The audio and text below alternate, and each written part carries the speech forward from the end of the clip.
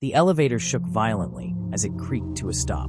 The red number 10 glowed on the panel, even though nobody had pressed it. Everyone inside went silent. Tyler, the loudest of the group, swallowed hard. This isn't funny anymore.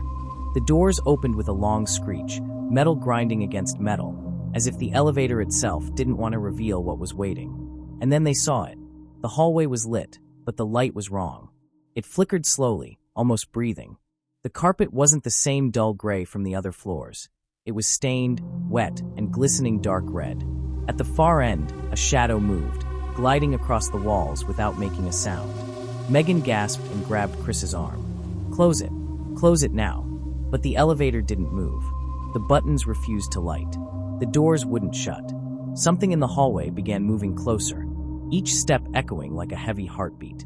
And then, something cold and invisible yanked Tyler forward, dragging him across the threshold into the hallway.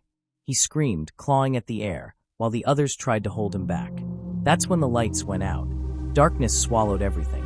The only sound was Tyler's screams echoing down the cursed hallway of the 10th floor. How did they end up here?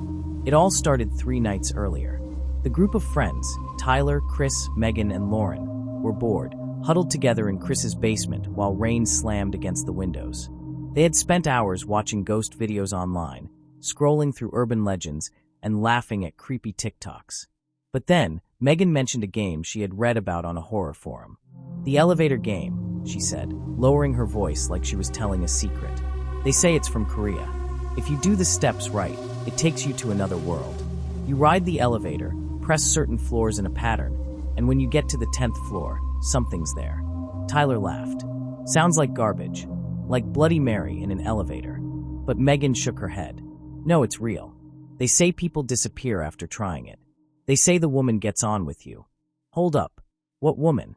Lauren asked, suddenly nervous. The one you're not supposed to talk to. If you do, you'll never come back. The group fell silent. The sound of rain and thunder filled the pause. Chris leaned forward, grinning. We should try it. Lauren shook her head fast. No way. Absolutely not.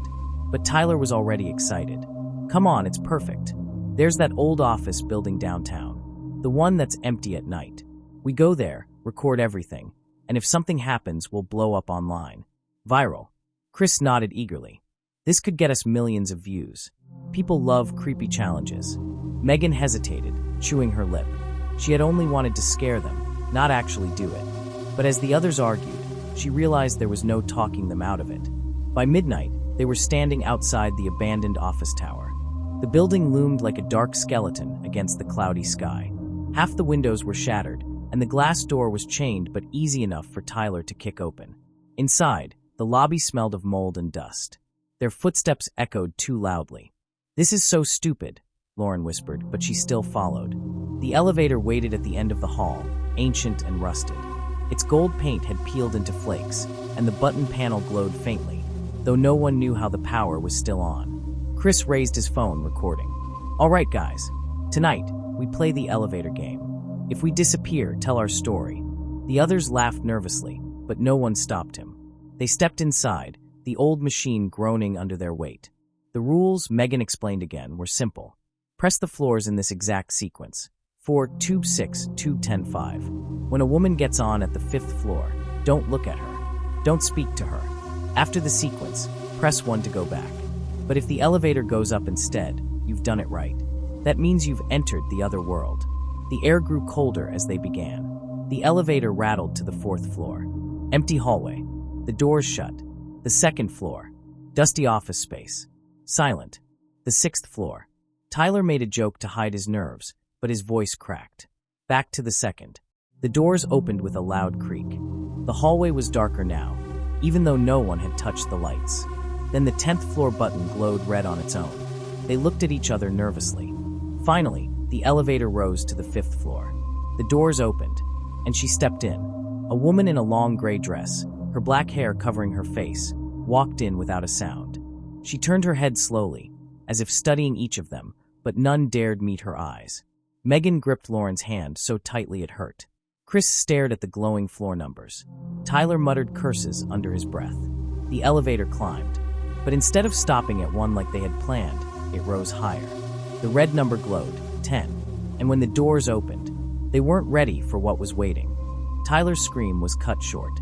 One moment he was there, clawing at the edge of the elevator doors, and the next he was gone, swallowed into that red-lit hallway. The elevator doors slammed shut with a final metallic groan that made the whole box shudder. Megan shrieked and rushed to the doors, pounding on them with her fists. "Tyler! Tyler!" she screamed, but the sound that came back was not her brother's voice. It was whispering. Low, layered whispers that crawled along the walls like insects. They didn't sound human. Chris yanked Megan back, his face pale as chalk. Don't open it again. You saw what happened to him." But Megan fought against him, crying, "That's my brother. We can't just leave him out there." Lauren stood frozen in the corner, hands over her mouth, tears streaming silently down her face. The elevator started to move on its own. None of them had pressed a button. The numbers glowed, 11, 12, 13. The building wasn't supposed to have that many floors. Each number flickered sickly red, as if bleeding through the panel. The air grew heavy, pressing down on their chests until it hurt to breathe.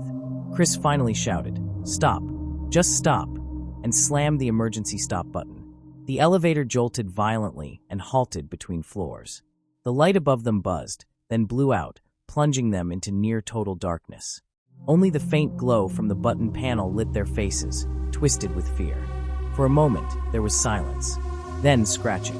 From the ceiling, a slow drag of nails across metal, moving above their heads.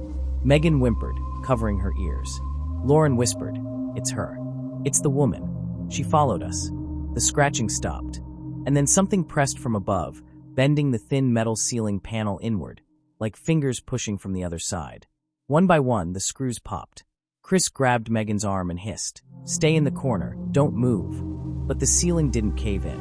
Instead, a drop of thick, black liquid dripped through the crack, landing on the elevator floor. It spread like ink, writhing as if alive.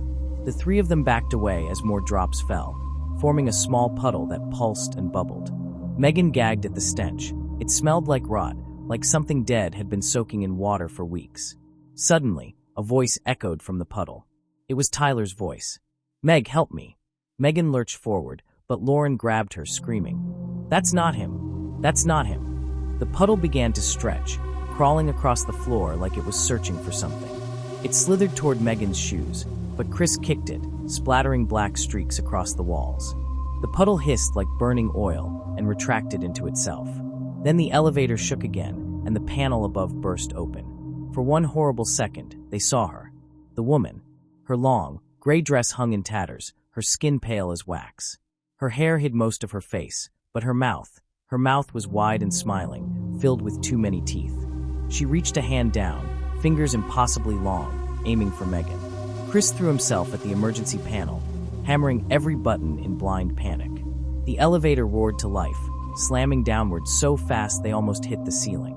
The woman's hand scraped against the floor as the panel above sealed shut again, leaving deep scratches in the metal. They fell for what felt like forever. The numbers on the panel spun backward, 10, 9, 8, 7, until finally, with a brutal crash, the elevator stopped on the first floor. The doors hissed open, but it wasn't the lobby they had entered through. It looked like it at first, the same marble tiles, the same reception desk, the same dusty plants, but everything was wrong. The tiles were cracked and covered in dark stains.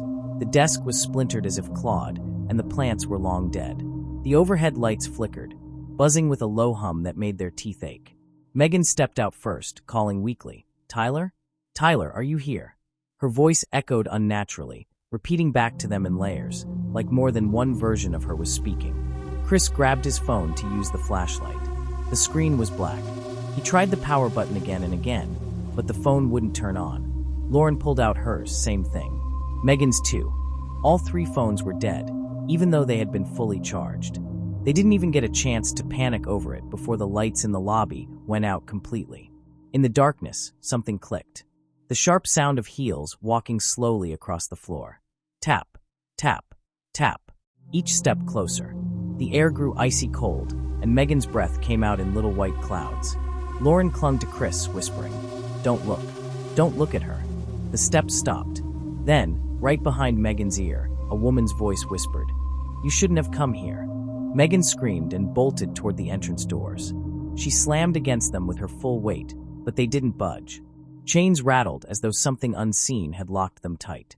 She beat on the glass until her fists bled, crying, "Please, let us out." Chris dragged her away. "We can't waste time. We have to find another way." He pointed toward a dark hallway leading deeper into the building. None of them wanted to go that way, but they had no choice. The sound of heels started again, slowly following them. They ran. Their footsteps echoed too loudly, bouncing off walls in ways that didn't make sense, like there were more people running with them than just 3. The hallway stretched longer than it should have. Door after door lined the walls, but every one they tried was locked. Some had signs, records, break room, stairs, but none opened. Then they reached a door marked basement access. The handle turned easily. Chris yanked it open and shoved them inside. The door slammed shut behind them with such force the frame cracked. They turned around to see if the woman had followed. The hallway was empty. For a moment, all they could hear was their own ragged breathing. The basement stairs spiraled downward into total darkness. A foul smell drifted up, stronger than before, like old blood and mold. Megan shook her head violently. No way, I'm not going down there."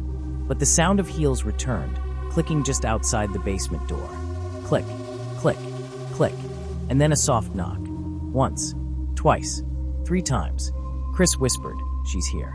The doorknob began to turn slowly. Chris didn't wait. He grabbed Megan and Lauren's hands, dragging them down into the blackness of the stairwell.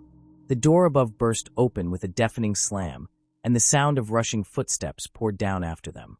The 3 of them stumbled blindly, their hands scraping against the damp walls, the smell of rot choking their throats. The stairs twisted endlessly downward until they finally hit the bottom. The floor was wet, water pooling around their shoes. Somewhere in the dark, machinery hummed faintly, and lights flickered dimly ahead. They were in a massive basement corridor, lined with pipes and old generators. Shadows stretched across the walls, moving when they didn't. And then, from the far end of the corridor, they heard it. Tyler's voice. Weak. Broken. "Meg, help me." Megan screamed his name and ran forward, splashing through the water. Chris and Lauren chased after her, begging her to stop. As she turned the corner, she saw him. Tyler, sitting on the floor with his back against the wall. His clothes were torn, his face pale and wet with tears. He lifted his head and whispered, "Please take me home." Megan fell to her knees, reaching for him. "I'm here, Tyler, I'm here." But Chris froze, yanking Lauren back. His eyes widened in horror. "Megan, don't touch him." Because Tyler's body was melting. His skin rippled like wax near a flame, dripping into the water below. His mouth stretched into a grin that wasn't his. And then, in Tyler's voice but wrong, it said, "Welcome to the 10th floor." The lights went out.